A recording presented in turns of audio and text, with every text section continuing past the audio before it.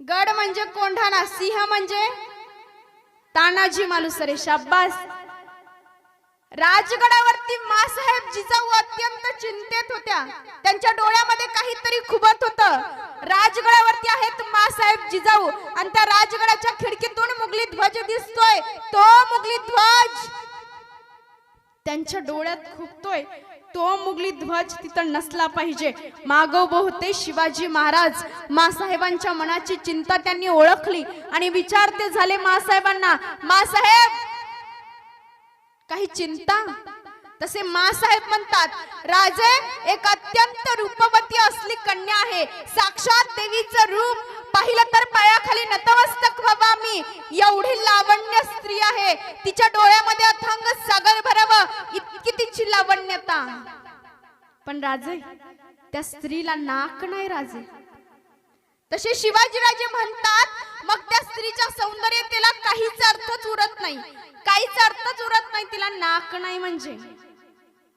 मग मासाहेब म्हणाल्या, तो कोंढाणा का नाही तुमच्या स्वराज्यात? तो कोंढाणा तर या स्वराज्याचं नाक आहे ना. तो उदयभान तिथं तुमचा मुक्काम गाडून बसलाय. त्यास तुम्ही खाली आणा ना आमच्या समोर पेश करा. आम्हाला कोंढाणा हवाय. आम्हाला आमच्या स्वराज्याचं नाक हवंय राज. आम्हावरती कोणा मुघलानं हसता कामा नये. मागोबो होता आपल्या उमरट गावाचा तानाजी मालुसरे. पोराची पत्रिका बाजूला फेकून दिली. मासाहेबांना मुजरा केला. मासाहेब म्या जातो, म्या घेईन कोंढाणा. पण मासाहेबांना कळून चुकलं होतं की रायबाचं लगीन ठरलंय. तसे मासाहेब म्हणतात, अरे बा तुझ्या घरी तर तुझ्या पोराचं लगीन आहे की. मासाहेब ते घर दुसरं घर आहे. मासाहेब पहिलं घर आपलं स्वराज्य नाही का? या स्वराज्यासाठी लढतो की मासाहेब. एकदाच फक्त एकदाच एक आमचं. तानाजीने विडा उचलला. नंतर तानाजी जातो त्याच्या घरी. समोर बायकोच्या डोळ्यात अश्रू. तिलाही कळून चुकलं होतं आणि भरल्या डोळ्यांनी ती विचारती झाली, काय हो मी जे ऐकलंय ते बरोबर ऐकलंय का? काय ऐकलंस तू? हेच की तुम्ही गडकोट मोहिमेला जाताय. हो अगदी खरं ऐकलंस. एवढं ऐकलं आणि तानाजीच्या बायकोच्या डोळ्यात अश्रू दाटले. अहो असं कुणी जातं का हो? स्वतःच्या पोटच्या लेकराचे लगीन सोडून कुणी जातं का? एकदा तरी राहा इथे. एकदा तुम्ही तुमच्या रायबाचं लगीन करा ना मग जा त्या गडकोट मोहिमेला. मग घ्या तो कोंढाणा. तसा तानाजी म्हणतो, आधी लगीन कोंढाण्याचं आणि मग आपल्या रायबाचं. तानाजीची बायको अत्यंत रागात होती. रागवणार तरी कुणावर? स्वतःच्या नवऱ्यावर. आणि भरल्या डोळ्यांनी तिने कुंकूची शपथ दिली आणि सांगितलं, एकदा तरी राहा इथे. माझं काय मन मानत नाही. तुम्हाला शपथ आहे या कुंकूची. आणि जशी तानाजीची बायको म्हणाली, तुम्हाला शपथ आहे या कुंकूची, तानाजी पुढे झाला. हातानं कुंकू पुसलं आणि म्हणाला, घे झाली तू विधवा. मेला तुझा तानाजी. आणि ऐक, आधी लगीन कोंढाण्याचंच मग आलो तर रायबाचं. जरांगे पाटलांनी सांगून ठेवलंय आपल्या बायकोला, आलो तर तुझा, आलो तर तुझा आणि गेलो तर समाजाचा कुंकू पुसून तयार राय.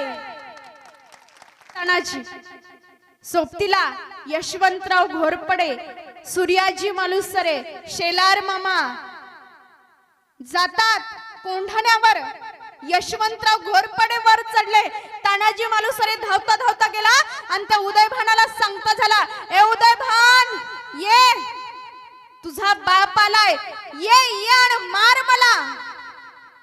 तानाजी मालुसरे आणि उदयभानचं असं भयानक युद्ध चालू आहे. पण त्याच वेळी हा उदयभान मुघली रियासतीचा छातीवरती वार करणार नाही, पाठीवरतीच वार करणार. पाठीवरती वार झाला. तानाजीच्या एका हातात ढाल आणि दुसऱ्या हातामध्ये तलवार होती.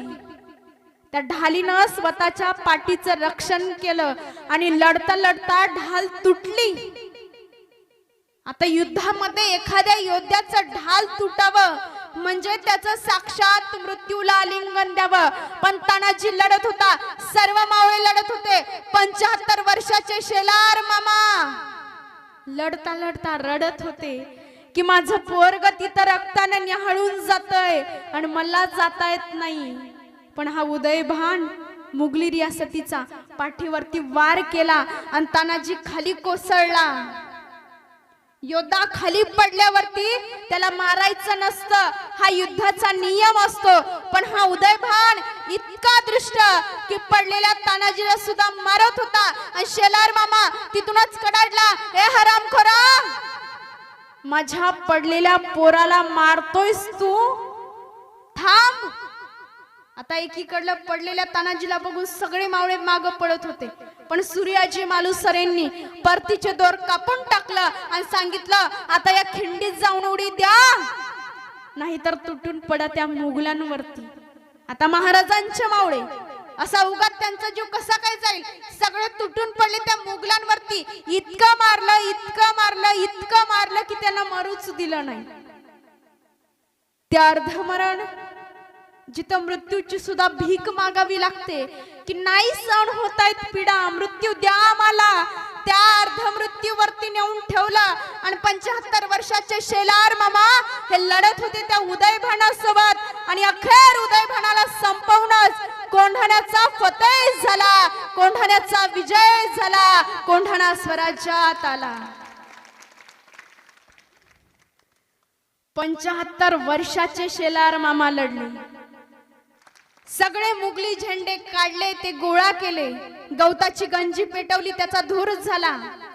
त्या काळी काय असे मोबाईल वगैरे नव्हती संपर्कासाठी. एखादी गड, एखादी आनंदाची बातमी असेल तर गवताची गंजी पेटवायचे, त्याचा धूर व्हायचा. राजगडावरती राजांना कळालं की कोंढाणा आला. राजा अत्यंत खुश, माझ्या सिंहाना कोंढाणा आणला. पण अश्रू दाटले होते सगळ्या मावळ्यांच्या डोळ्यात. हातामध्ये घेतलं होतं सूर्याजी मालुसरेंनी तानाजी मालुसरेंचं पार्थिव शरीर. त्यांच्या मनात प्रश्न उठत होते. अक्षरशः त्या दिवशी सूर्याजी मालुसरे सुद्धा रडले असतील. सांगते झाले ते, काय सांगू मी वहिनीला, दादा सोडून गेले आम्हाला. काय सांगू मी राजाला, दादा सोडून गेले आम्हाला. राजगडावरती आले सूर्याजी मालुसरे, शेलार मामा. शिवाजीराजे येतात आणि 75 वर्षाच्या शेलार मामाच्या पाया पडतात आणि त्यांना पहिला प्रश्न विचारतात, माझा ताना कुठे, कुठे माझा ताना. आणि मागणं येताना पाहिलं सूर्याजी मालुसरेंच्या दोन्ही हातामध्ये तानाजी मालुसरेंचं पार्थिव शरीर. धावत धावत गेले राजे, गदा गदा हलवलं तानाजीला, ए ताना काय केलंस, काय करून बसलास. अरे वचन देऊन गेला होतास ना तू आम्हाला, जाणार तर कोंढाण्याचं लगीन लावणार आणि मग मी माझ्या रायबाचं लगीन करायला येणार. अरे काय उत्तर देऊ रे मी वहिनीला, काय सांगावं आम्ही त्या रायबाला, काय करावं आम्ही या कोंढाण्याचं, काय करावं आम्ही या स्वराज्याचं. जर तुझ्यासारखे एकनिष्ठ मावळेच या राजासोबत नसतील तर या स्वराज्याला काही अर्थ उरत नाही रे ताना. शिवाजीराजे म्हणतात, गड आला पण माझा जीवाचा सिंह गेला.